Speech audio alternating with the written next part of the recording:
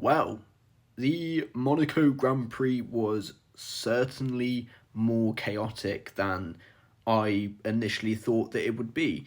We saw six drivers DNF, Max Verstappen not even making it round a lap before having to go into the pits because he got off to a really poor start. Issues from the car straight away. It was crazy to see.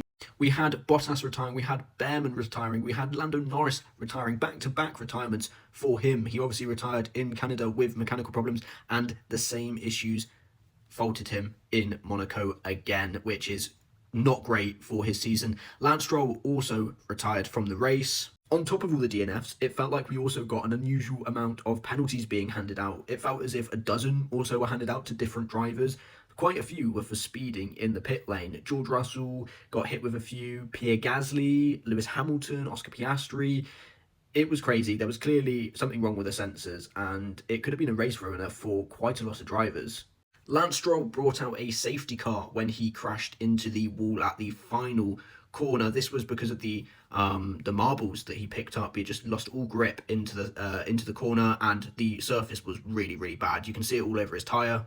But just as we were about to get racing again, Charles Leclerc did the exact same thing, but on the safety car restart. As you can see here, the surface was awful. I'm surprised that they didn't sort it out with Lance Stroll's incident. I think that they should have red flagged it then, and then we wouldn't have got that, and Charles Leclerc has the right to be really angry. But that brings us to the end of the race, and Kimi Antonelli, hats off to him, 5 wins in a row. That is incredible. He is now 68 points ahead of George Russell. Will George Russell actually be able to catch up with him? I don't think so. George Russell finished 13th today in Monaco.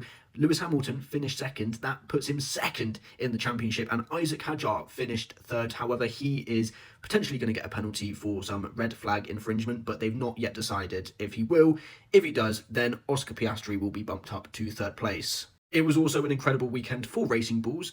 Liam Lawson got 5th, and Arvid Lindblad, with an incredible strategy, got 6th, and Sergio Perez getting the first point for Cadillac.